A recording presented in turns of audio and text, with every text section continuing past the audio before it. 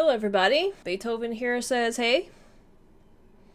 Welcome to Music Sunday. If you're watching this on Sunday, if you're not, well, just pretend like you are, I guess. Today we're going to be learning about the Egmont Overture, at least I hope that's how you say it, so let's get into it.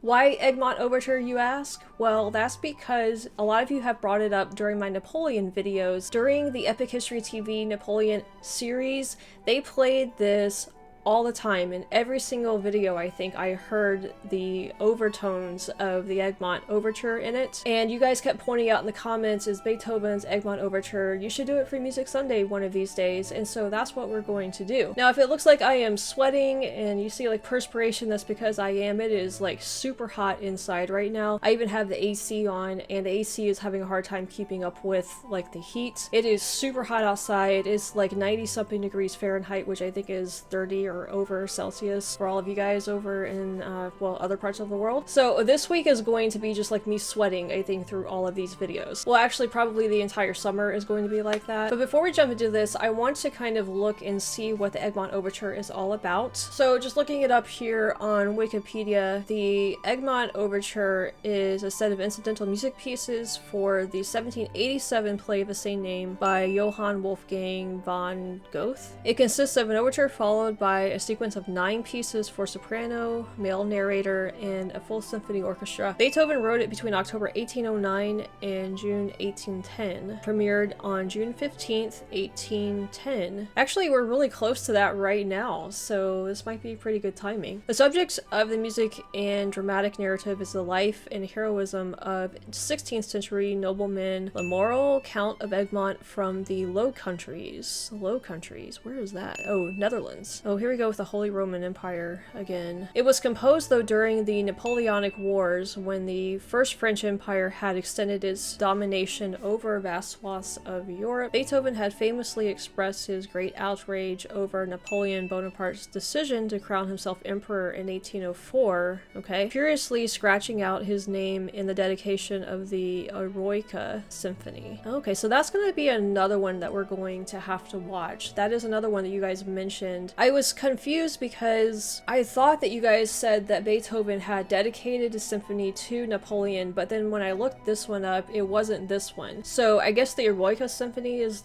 another one that we're going to have to do. But this one's still kind of related to Napoleon, since he wrote it during the Napoleonic Wars. In the music for Egmont, Beethoven expressed his own political concerns through the exaltation of the heroic sacrifice of a man condemned to death for having a valiant stand against oppression. The overture became an unofficial anthem of the 1956 Hungarian Revolution. Okay, so we know that this is written about the heroism of the Count of Egmont, but it was written during the Napoleonic Wars, and at this time Beethoven got so upset with Napoleon for crowning himself emperor that he kind of like undedicated the Eroica Symphony to him. But Epic History TV chose to use the Egmont as the backdrop to their music. I wonder if they used any of the Eroica Symphony or not. I don't know. Probably not, since Beethoven decided to not dedicate it to Napoleon in the end. But what I really wanted to do is I didn't want to just listen to this piece without kind of understanding the process behind it. So I found a video of a guy doing an analysis on the Egmont Overture, so I guess he's going to kind of give us a little bit of the background of it and kind of break down some of the music for us, so that when we do listen to it, which we're going to do right afterwards, I'm going to listen to a live version of it, we'll have some idea of what we are listening to. Oh, and just by the way guys, I'm going to put on the subtitles because this guy has a bit of an accent and he's a bit hard to understand, I think, with some of the stuff that he says. I haven't watched the video yet, but I just kind of glanced at it very quickly to make sure it was a decent video to watch. The way he talks is really kind of hard to understand what he says sometimes, so I'm going to put on the subtitles. Hopefully they're accurate. Hopefully they added them themselves and they're not the auto-generated ones by YouTube. Hopefully that'll help you guys also understand what he's saying a little bit more. So let's go ahead and get into the first part of this, and let's learn a little bit about the Egmont Overture.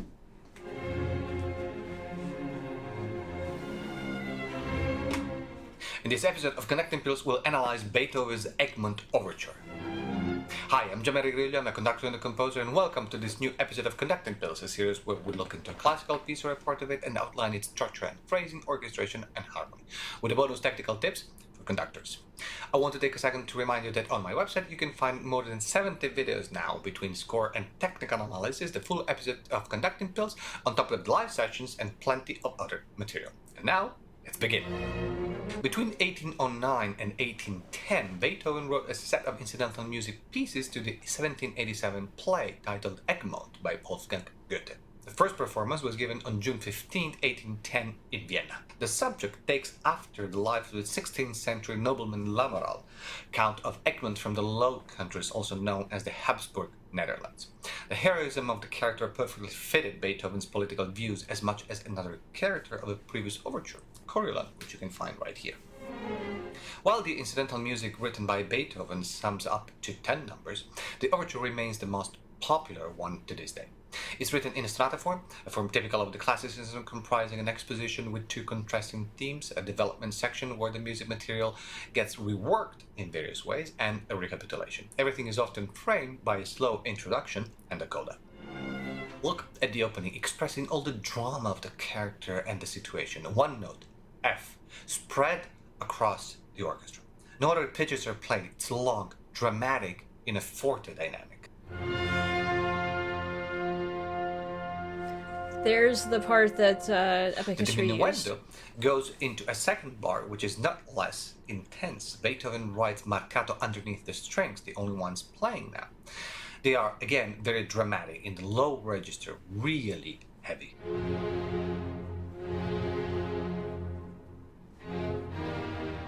The woodwinds take over, answering in piano, taming one another, oboe, clarinet, bassoons, followed by the strings.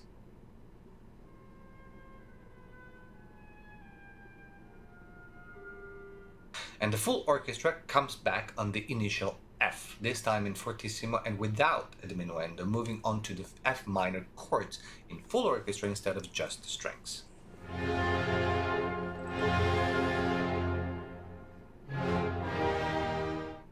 After a short answer by the woodwinds, we enter the musical period that will lead us right into the allegro. Notice how the atmosphere is getting more nervous with a sense of anticipation. Violas and second violins provide the movement, the rhythmic motor.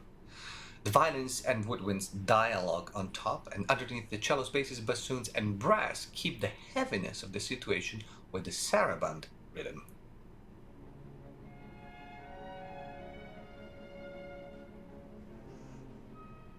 Once we get to the allegro, the theme is not exposed right away. 4 bars are left in the hands of the first violins in the octave with the cellos. They play against the natural accents of the bar. We move to a 3/4 meter, but the musical accents fall every 2 beats. This creates a sense of urgency and instability. And the theme follows the patterns and begins on a weak beat with a sforzando played by the cellos.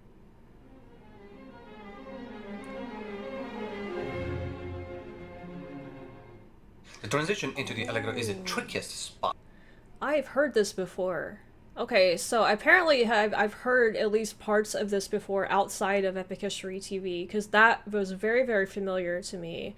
I don't know if I've just heard it in my own listening time, or if I've heard it just, randomly, somewhere in media. I don't know, but I thought I wouldn't have heard any of this prior to watching this, but now that's not the case. So, So I'm going to have to put together what I heard in Epic History TV with what I've heard in the past before with this. Okay. The transition into the allegro is the trickiest spot of the overture. Give a clear pulse on the first downbeat, let the players listen to each other, and keep out of the way. Less is more. Now, while the violins and the woodwinds provide an answer, look at the cell in the cellos. It will shortly become essential. It appears first with an opposite motion in the violins and violas, and then it's used to build a huge crescendo towards the fortissimo. This music represents the fight between Count Egmont and the Spanish oppressors.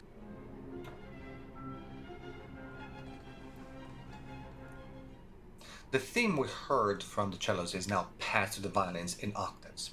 The winds with the double basses keep the harmony, while the cellos and violas roar in their lowest register. And notice the timpani part in triplets, which against the duplets of the cellos and violas add even more tension.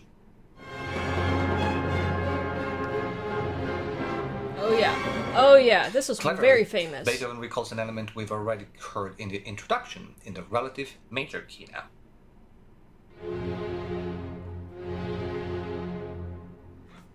This part I had heard before, but the other stuff they're playing is very familiar. This is too. This is not our usual feminine second theme as we heard, for instance, in Coriolan. The woodwinds gently answer, but the strings reiterate the fortissimo right after. We're still in battle, with moves and counter-moves / surprise attacks.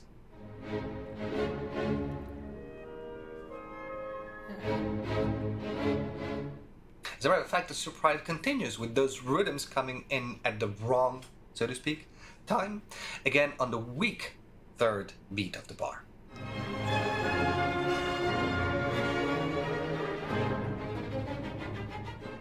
And that is how Beethoven just keeps going with alternating piano and dolce phrases with forte and powerful answers. There's no time to rest, no time to relax. As soon as we try to, he wakes us up with a slap in the face.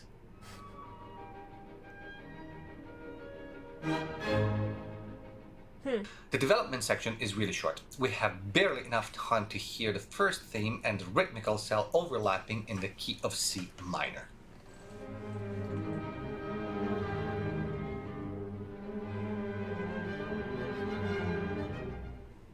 That those 4 bars played by the violins at the beginning of the Allegro return and modulate back to F minor and to the recapitulation.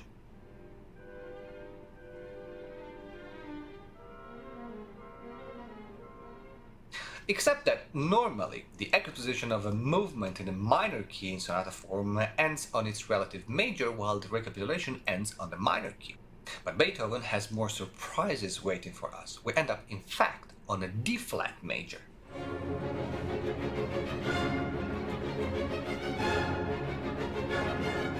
Notice the use of the same material to create one more transition. Look at the violins in Bar 278.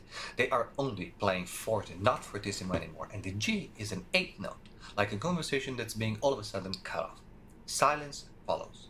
Beethoven is anticipating the beheading of Count Egmont. As he noted in his sketches, death can be expressed by silence.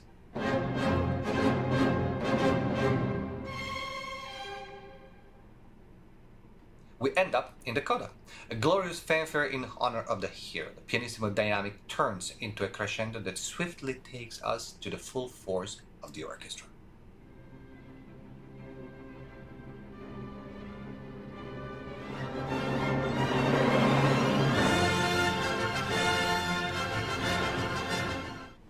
The fiery battle ends with a final call from the trumpets and the typically military rhythm.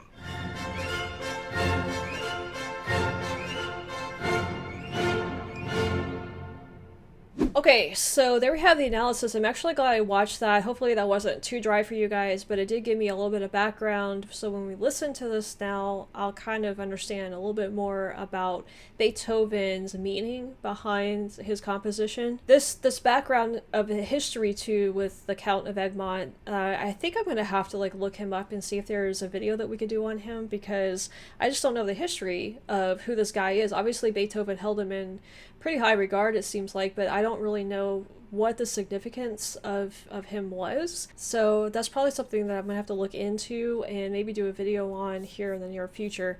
But right now, let's go ahead and let's listen to the live version of this. I was actually really shocked that I've heard this before.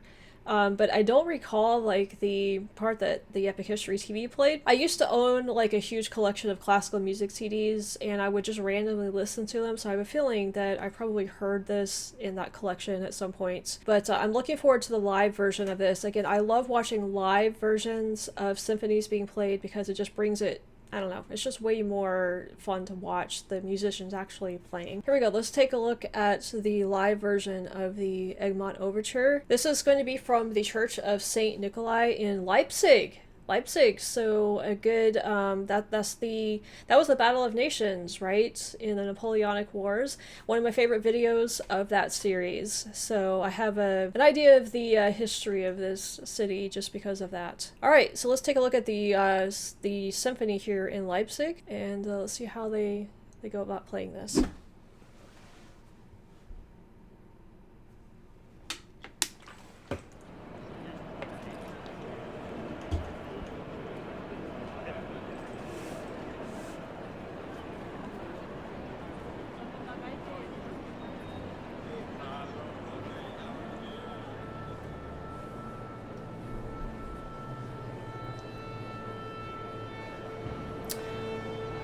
The 9th of October 1989, is that the Berlin Wall falling? Is that what that is referring to?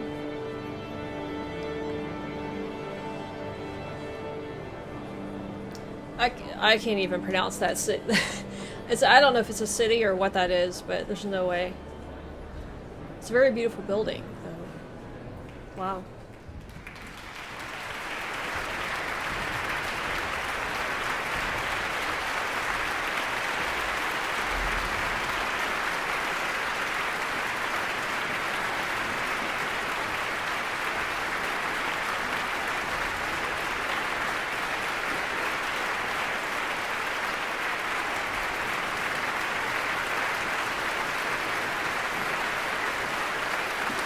Is he a famous composer? Or not composer, conductor?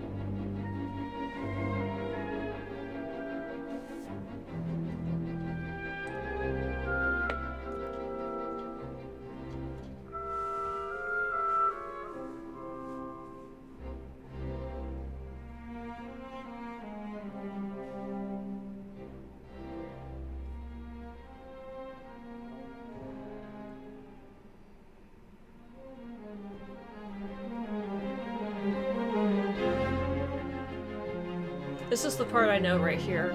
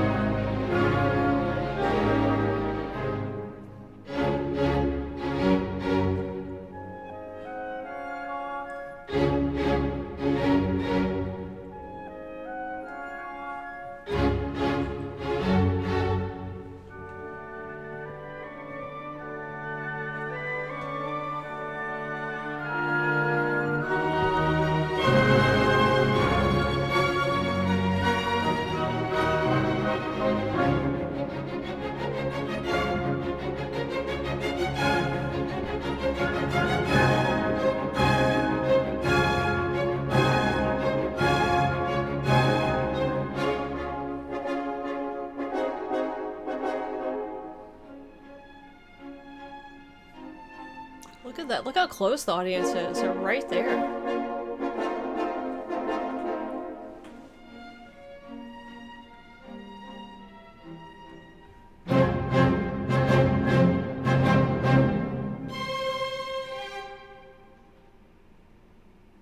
Beheading?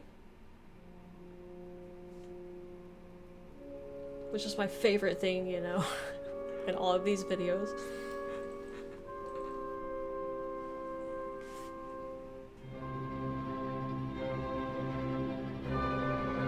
The conductor actually looks like upset almost about it.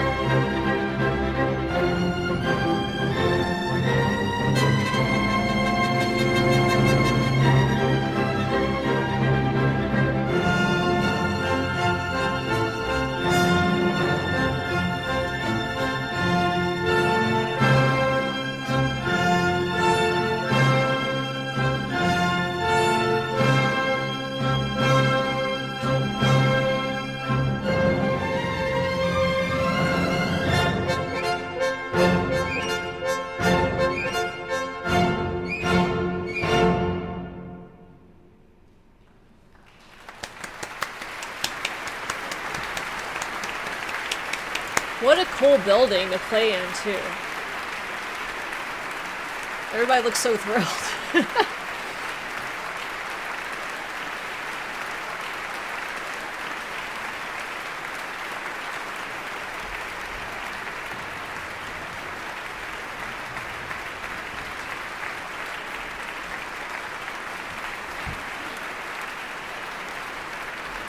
So I am actually really surprised that I kind of was very familiar with this and had absolutely no idea what it was. I do that a lot with music where I kind of know the piece but I don't know who the composer is or the band is that does it, you know? So it's good to know that when I hear this in the future I'll know to recognize it as the Egmont Overture, although again, even though we did learn a little bit of the history behind it and a little bit of the analysis with it, I would like to learn more about the Count of Egmont and kind of just like his life and why Beethoven dedicated this to him. It's also weird that the part that they played in the Napoleon's Marshall series, I wasn't familiar with that until I heard it in the Napoleon Marshall series, but the rest of it I was familiar with, so I don't know why there's that split there for me personally. I really appreciate you guys recommending this to me. I'm glad to be able to ID a part of Beethoven. Actually, I didn't even know that Beethoven wrote this. I am familiar with the piece. I didn't know Beethoven wrote it. I didn't know what it was called.